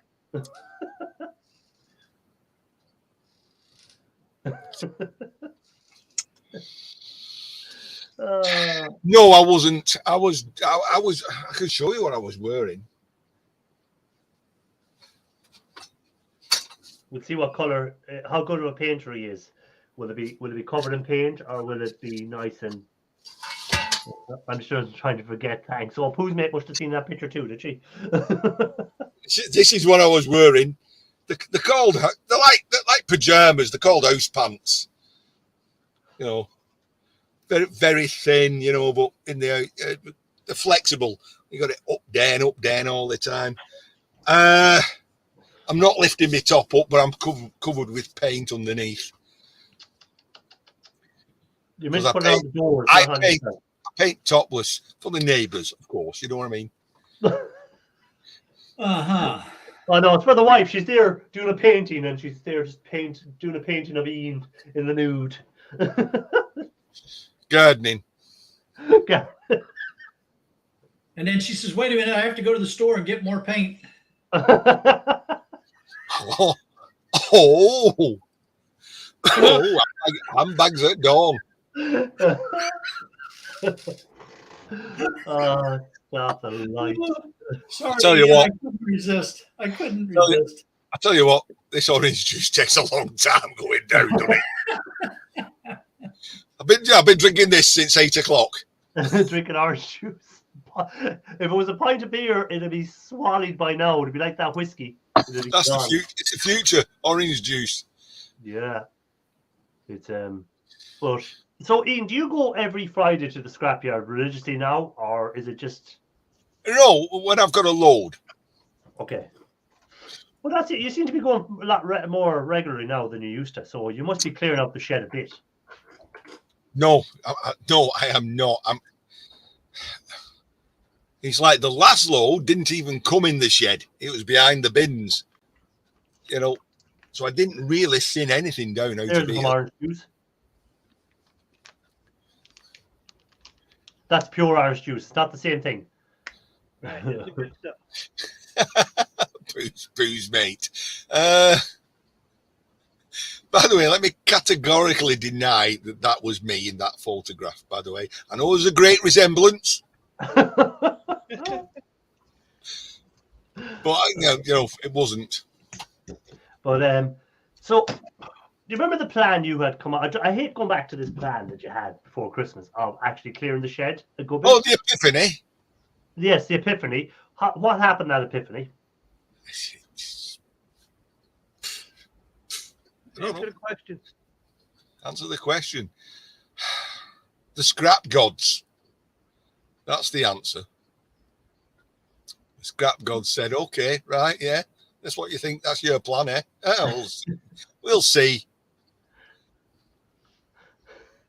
I'll think about sending 264 lights your way and roughly 1,000 fire extinguishers a week. Make sure you cut them in half before you send them. I do. Yeah, that was another thing the scrap gods done from you, see? Put an extra bit of work on them. It wasn't much. It's more of a pain with the aluminium ones. But did you hear that, wannabe? Aluminium. Wannabe's gone sideways there. He's gone onto his side. He's gonna fall down or get some good balance. Where is he? He's on the equator somewhere. He's frozen. So yes. Right, 9:30. I'm going to go in. I have a video. So I'm going to part off, if you don't mind me saying. So it says, do you not know Irish? Man's plans, God's laughs. Wannabe's gone right way again. He's back. Go on, tell us what you're going to say before you go, Matthew. If you don't mind me saying, for all What? those who haven't give a pound, a euro, a proper dollar, or some of that Monopoly dollars, just give one. Before you go, the question there by Planet of Junk, Addy Matthews, what's the reason they want them cut in half? Because I gave some to him to another guy who put one in that he hadn't taken the valve of, was still pressurized, and when they put it through the chomper, it went off. And put powder everywhere. Everywhere, because I don't do the powder ones. I only do the foam and the water or the wet chemical. But the powder one, it went off and it went everywhere. I think that's the link Poosmate has put in there as well for that that fundraiser. It is, yeah, running the I assume you don't mind that Scrapping Irish. No. I give money towards it. If you look through it, you will see Scrapping Irish give euros, which you forgot to mention in your video. Like you think there's only dollars and pounds in the world, you know. There was Monopoly money as well. I saw that you donated some Monopoly money, Ian. 20 Canadian dollars. That was nice of you. There was, it's on my video tonight, and he did contact me. There was one guy who donated his entire day's scrapping weighing Oh, that's cool. at the yard. So that was tremendous. And I'm like, I thought about it, but I didn't. How long did you think about it? 2 minutes? 30 seconds? Oh, is it microseconds? Milliseconds? Just go, oh, what the hell happened? That I did But that. at the end of the day, he only wanted everybody to give one something, you know, £1, a euro, $1. I said double whites Canadians, because it don't mean so much, you know what I mean? Well, Ian, I sent him a squid. It was frozen when I put it in the mail, but you know It should be all right when it gets there. by the time it gets there. Well, So- he's at 88% at the moment. So he set a target of 5,000. He's at £4,404. So he needs 600 more. And that's tremendous, because he was stuck for several weeks at 3,200. Just to get that out. And if you go to the if you go on Facebook to the Scrap Trade Centre, you'll see he's done like a really heartfelt thanks to everybody. Yeah, I see that. He don't even know who I am. He calls me that. What does it weigh? What does it pay, man?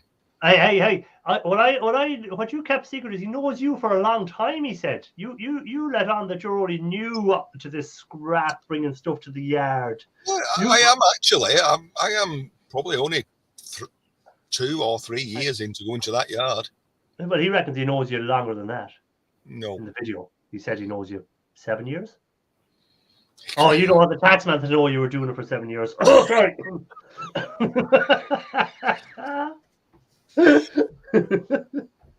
Actually, the very first time I went there, I'm going to say they actually, no, they didn't do me. It's like a fool and his money's easily parted. I went in with a load of cable, said I'm weighing this in as household cable. And at the time, because I'm only an hobbyist, I don't know ins and outs of that much scrapping. And what I took in was strip cable, so it was singles. And I said, pay, you know, give me household cable. They gave me household cable price. So only afterwards, you know, I'm like, oh, fuck hell. But that was the first and only time I went there. And they probably say here's another one walking in out the door, you know. Yes. I want to say hi to Red Light 34, is it? Or Red 1 Light, by the way they've done it.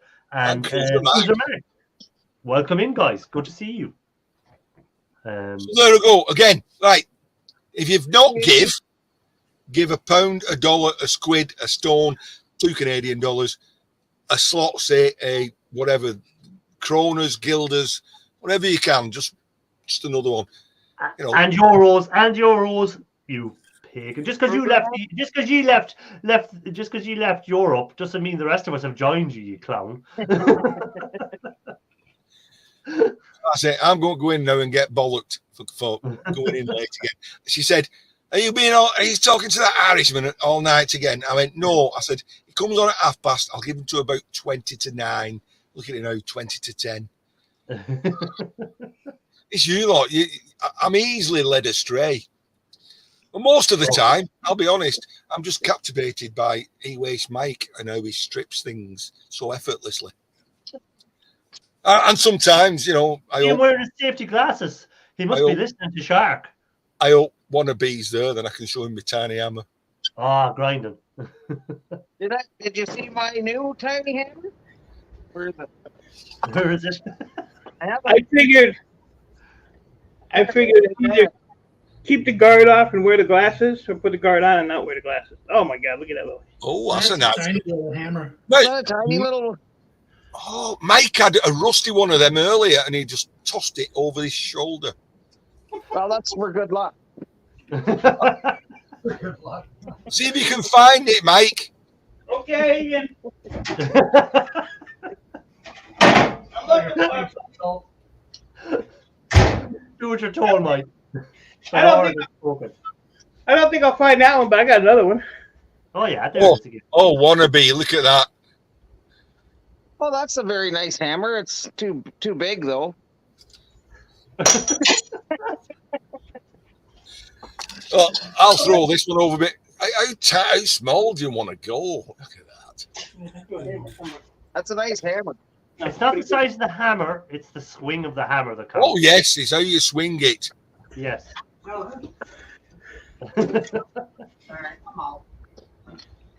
Shark has to keep out of this because you very rarely see him with an hammer in his hand.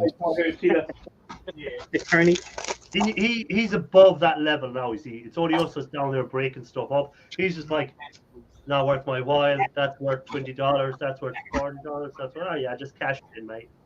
Oh yeah. Hammers are like the sarcasm of tools. All right, boss. Hey, red light. Hello, red light.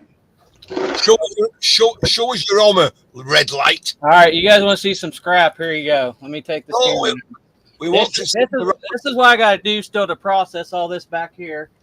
Whoa, that's like an E. Matthews shit. And then over here, all this over here is full of computer scrap, hard drives, stuff still in boxes. It's just, I've been doing it for a long time. It's just, and then right here's a bunch of your better processors right here. Oh yeah. See, I was going to say show us your armor, but now I see you're an e-waster. You won't have one. Well, I was going to pick you up on that e-waster stuff as well, Matthew. Well, I do that. I was inside listing baseball cards because I do that too, and then I do I was 3D printing some stuff.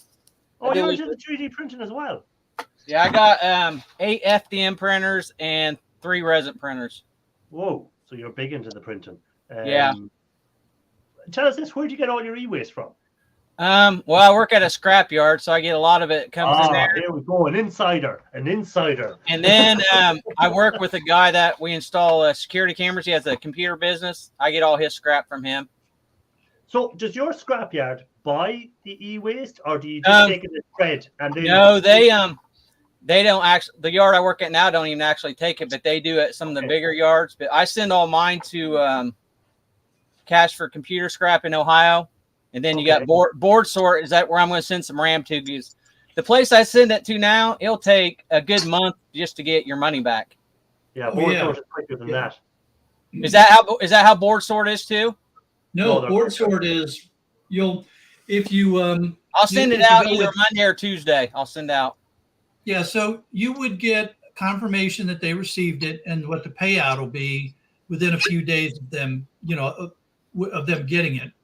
And then if you choose PayPal, you'll get it right away. If you choose to have a check sent out to you, then it can be 7 days before you get the check just because it's got to get through the mail.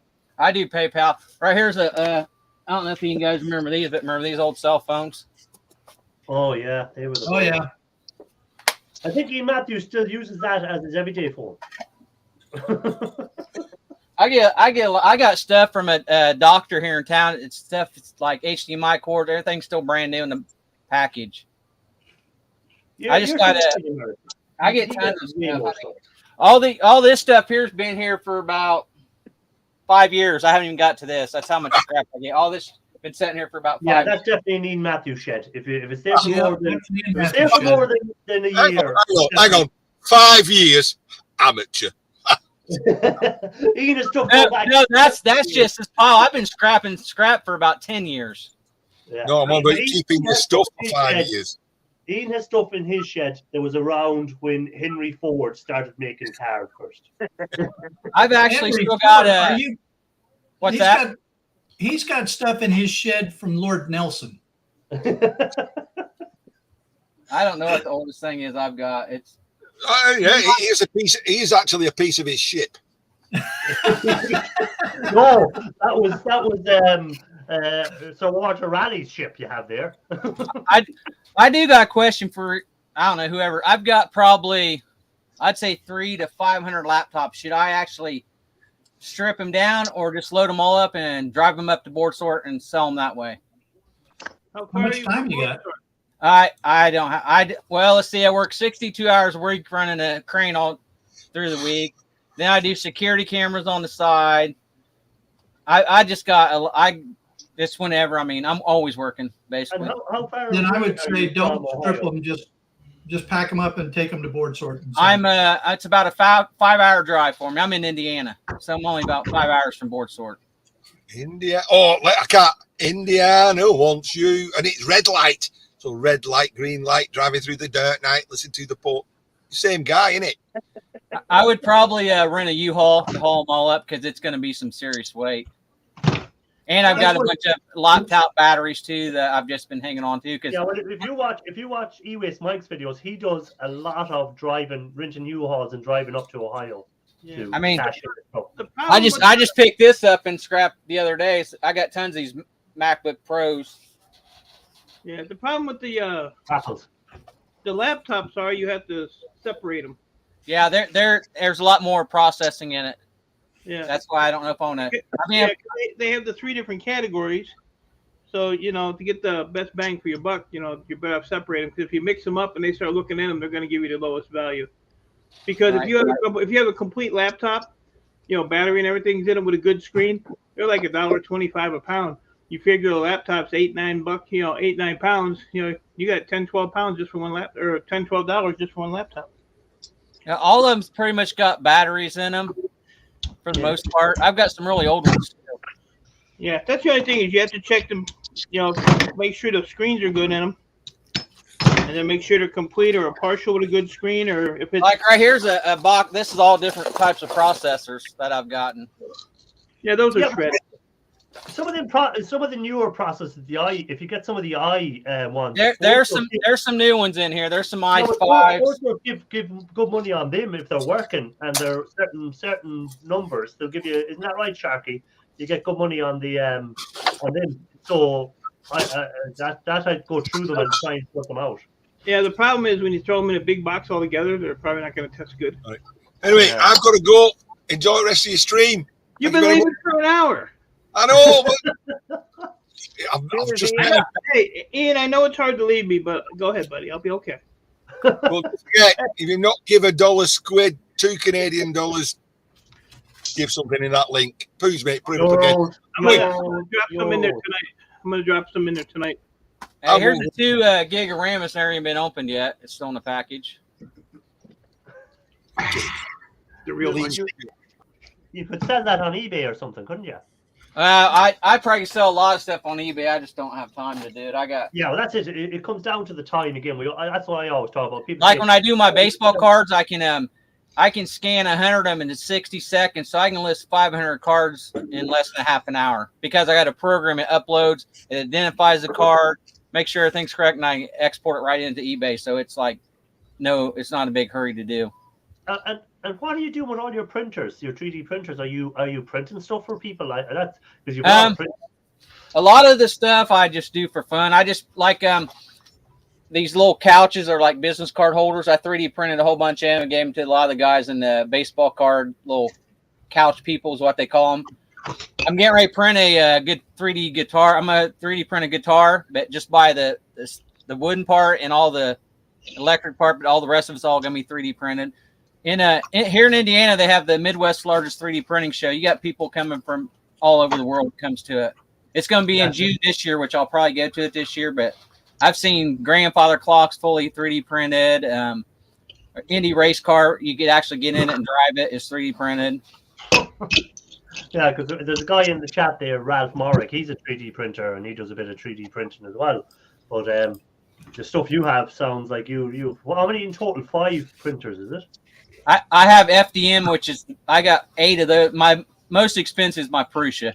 I got the MK3, which I'm thinking about buying MK4, but I'm gonna probably wait because it just came out. But it's a really nice printer. It's expensive, but it's good. So yeah, but that's some amount of printers. So it is. I mean, it just depends what you want to print. I just mainly do it for fun, or if I need to print something. Yeah. And were you always into the e-waste, or did you just start doing it when you got into the scrapyard? Or no, actually, I was really into electronics, and I just started doing it. And then I've been at the scrapyard for 17 years, so I probably been starting it since then. But I don't really get a whole lot at the yard. Most of it comes from the computer shop. Because this guy has pretty much all the computer business wrapped up in his town. He does all the networking, all the upgrading, and all that. So I'll pick up, I don't know, 2-3 loads every week from him. Oh, that's nice. So I get quite a bit of stuff. And you drive? You said you drive the crane in the scrapyard. Yeah, well, I can run all the equipment, but the main one is I run a mag crane. Oh, cool. Shark loves the cranes when he goes to the scrapyards. Yeah, and then I did have a mag grapple on my old crane, but they got rid of it, so I just have a mag now. But the company I work for, they don't actually pay crap for the computer scrap when they get it. It's very low price. I'd never sell to them anyways because the price isn't very good. Who's asking again, what do you print on your 3D printer again? So you said you print holders for the baseball cards. I can print anything, pretty much anything you can think. I got all the superhero figurines, which I resin print, but it's a Patreon. I pay for them. It's like $10 a month.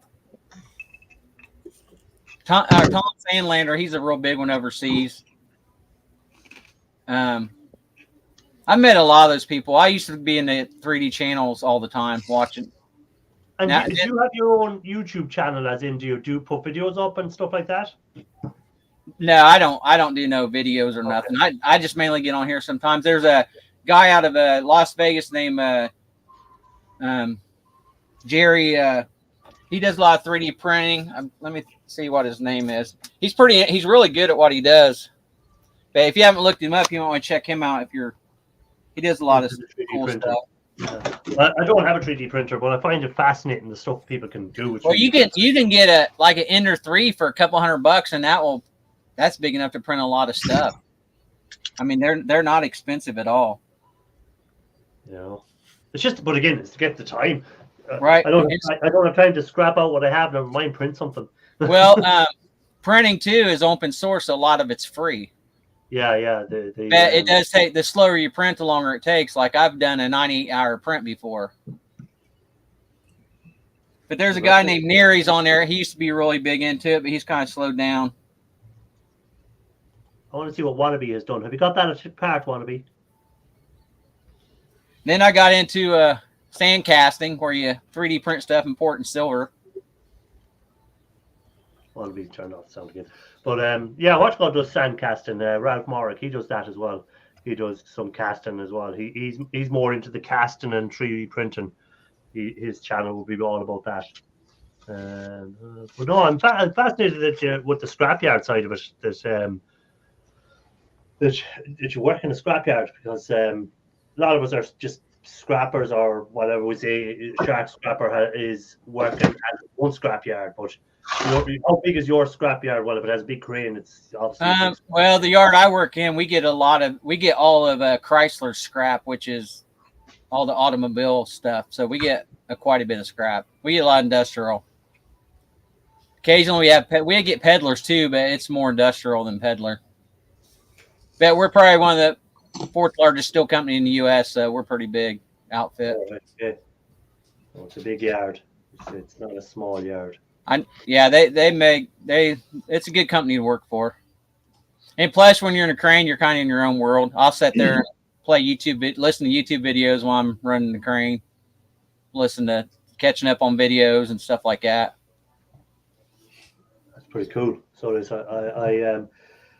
but I'd like to work in a scrapyard, but I wouldn't like to work in a scrapyard, because if I worked in a scrapyard, my car would be full of stuff going home every evening.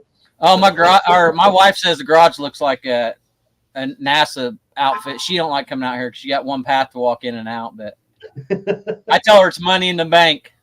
Yeah, well, that's it. It is money, but I'd be constantly trying to pick up stuff. I'd say, oh yeah, I'll take that. That'd make a good video to take that. Oh, Wannabe's gone.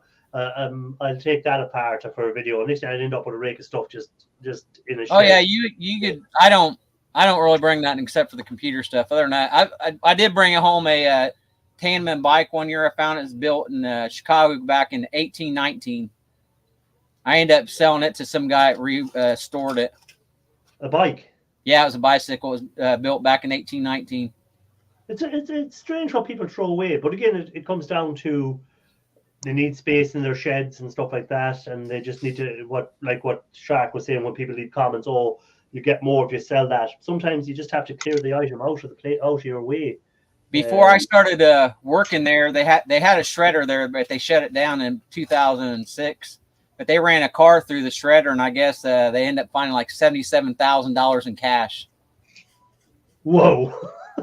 They told all the employees to bring it in, turn it in, and some of them did, and they ended up only giving them $100. But I think there's some of the employees that filled their pockets up, which that's what I would have done. I guarantee I would have and went home sick that day. You picked the wrong day to be sick. I went home sick and then hid the rest and got the rest. I did used to keep a lot of the change out. I get all the change out of the cars all the time when we get scrap cars in. Yeah. And do you take all the fuel out of the cars and sell the fuel then afterwards to people and stuff like that? Actually, they used to let us take the fuel out. I'd run it through my truck, but because you can tell when it's dirty or not. But there for a while, what they do is they siphon out the fuel and they'll sell it to farmers and stuff like that for their tractors and for dump trucks and stuff like that, where people will be putting into older machines, so they're not too bothered and they get it at a really good price. Right. So we sell it to somebody, but I don't know who it is. They come and clean the tank out. Yeah. We're gonna watch Mike cut his fingers off. Hopefully he has his safety glasses on. Yeah, as long as he doesn't put that middle finger, he'll be all right. He uses that one a lot. He cuts off that middle finger, he won't be able to talk to anybody. There is one thing I sell, like the hard drives. I tear them apart. And all this stuff here, I'll sell to my work for a They buy this copper bearing, which is like the arms of the hard drives. I'll sell that stuff as copper bearing. These things go as copper bearing. Then these come out of the hard drives. It's copper bearing. But a lot of places don't buy copper bearing, but I'll get like 80 cents a pound. And them buckets will be at least 50 pounds before I take them in. So that adds up quick. That's quick weight.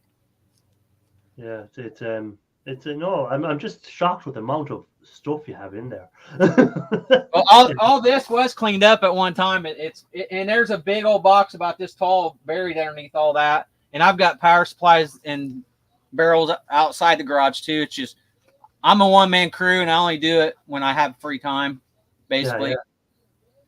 And now I started my eBay store up. I've taken a little time doing that, getting it going. But and what are you going to sell on the eBay store?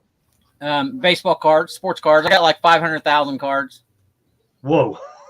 So I'm not going for big money, anywhere from $1.60 to $3, but you figure if you get big and sell 200-300 a day, that adds up real quick. Well, if you have 500,000 and you got $1 even, that's $500,000.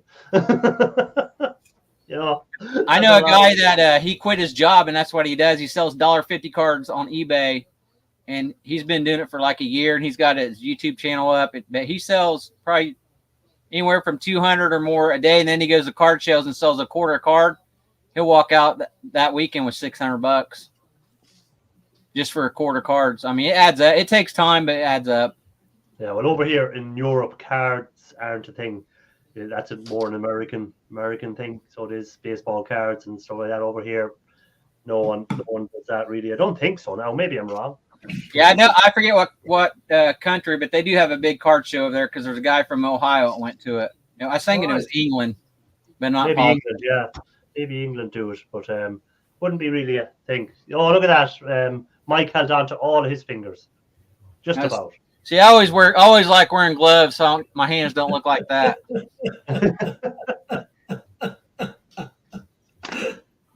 I can only count one. I use this brass hammer on a lot of stuff. If I can't get it apart, I'll take this brass hammer to it usually, and I'll beat it apart with this. No need for a grinder there. I've got a grinder and I got a Dremel. I was saving stuff, but I'm to the point now where I'm not going to save too much. I need to get rid of it. That's why I think about loading all the laptops up and taking them in one shot, because I've got several. George is leaving us, so I'm just going to say good night, George. Thanks for being in. I'll be finishing up in 5 minutes, so Yeah, I remember you guys said you're on Sunday and the wife's at work. I thought, well, I'm going to jump on, see if they're on real quick. Yeah. No, you're welcome anytime. Anyone is welcome. If you want to go up and tell us what they're up to, what they're doing.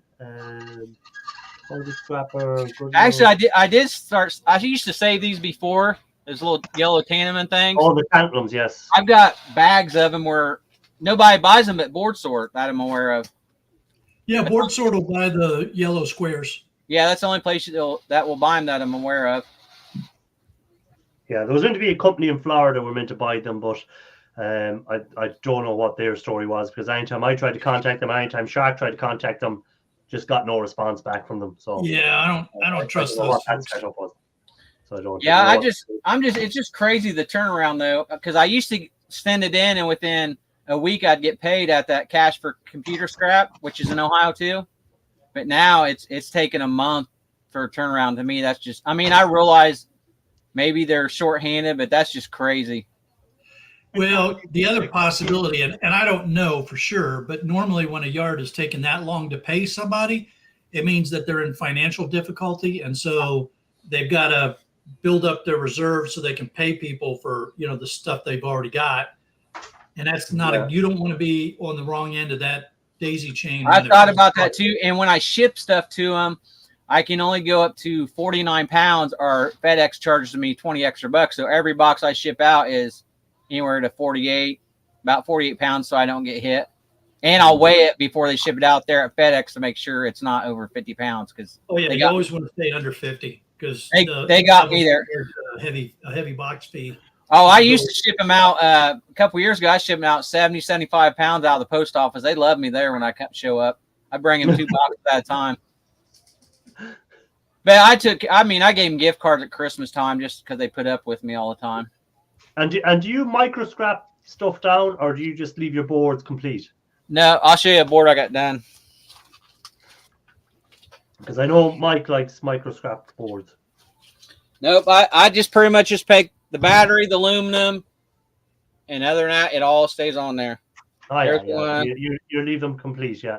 Yep, I know people. They're perfect for board sort. I know there's people in the corn community. They actually will get the gold out of them. There's a guy that you can send all of it to, and he'll actually get all the gold out and keep like 2% of it, and then he sends it. But that's too much. You got EPA knocking on your door, and you're messing with them chemicals. I don't want that. Here, What? Chemicals? Irish. See this board here? Oh, here we go. It goes right to board sort, just like that. Oh, I take him aluminum off.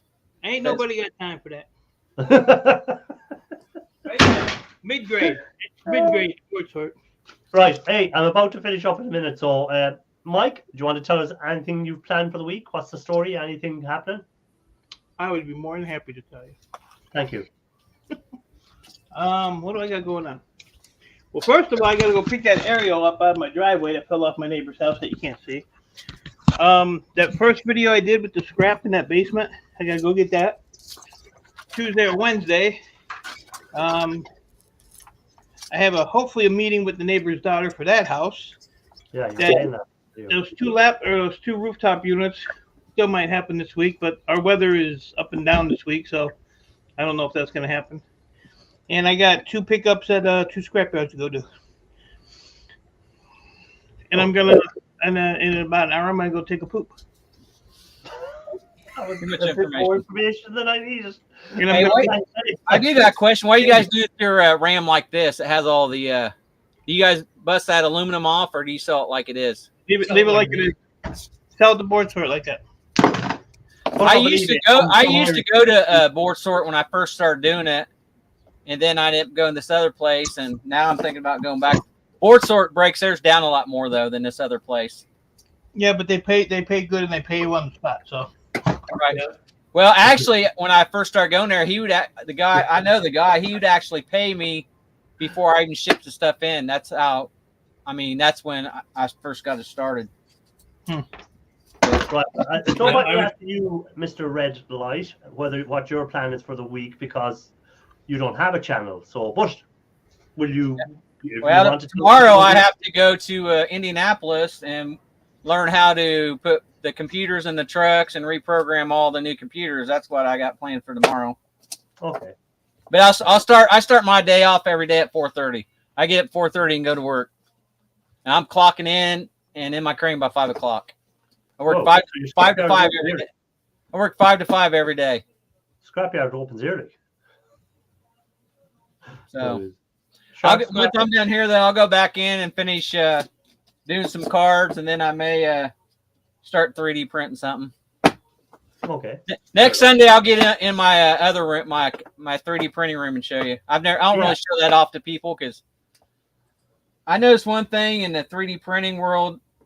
For the most part, there's a lot of people. I feel like they want everything given to them. They don't want to work for nothing. They want everything donated so they can. I call them a bunch of beggars, personally. I mean, if you can't afford the hobby, then go find a new hobby. That's the way I look at it.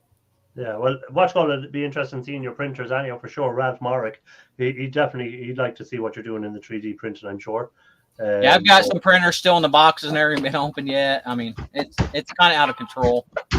I don't think you have a problem. I told my wife if something happens, just have a video auction. All right, I'm going to ask Shark Scrapper what he's planned for the week. Shark Scrapper, what have you planned for the week? So we've got the videos on Monday, Wednesday, Friday. Patreon members will get their video on Wednesday. And we'll, of course, have our live stream next Sunday at 2 p.m. It's just going to be another busy week of pickups. Oh, this is a street scrapping week, too. So I'll be out street scrapping this week. So probably I'm thinking probably the Friday video will be a street scrapping video. I'm hopefully going to have my negotiations wrapped up with this new buyer in Atlanta, so I can get a date set to get that big box off to Atlanta. What's your scrapyard paying for scrap? Just like steel. Right now, our shred price is 9.75 a pound. Oh yeah, I think our yard's paying 185 a ton is what it's paying right now. Okay, so not too bad. Right, my story for the week is I hope to have a video out there. I know I haven't put a video out in the last 2 weeks because I was away for one of the weeks, and then when I came back this week, I had a lot of other stuff I needed to get sorted out first. So hopefully I'll be back to my Thursday video at 6 p.m. GMT time for anyone that wants to watch it, and maybe throw some other short videos up during the week, maybe, not sure. So as always, guys, before we go, Watch Call is live at the moment. I got one thing. You guys remember the old Commodore 64? Yeah. I still got my 64, my 128, and my SX64. You and Ralph Morrick would get on so well. So he's into all the old computers and all that sort of stuff as well, and all these game machines. Watch Call is live. Tim, Grass Cutter Palmer. So I'm going to put his link in, and if you guys want to go over and just say Scrap an Irish Raid and give him a thumbs up while you're there. If you haven't given a thumbs up here, please do before you go. And as always, appreciate you guys coming in, and appreciate everyone that came up on the panel. And hopefully see you next Sunday again at the same time.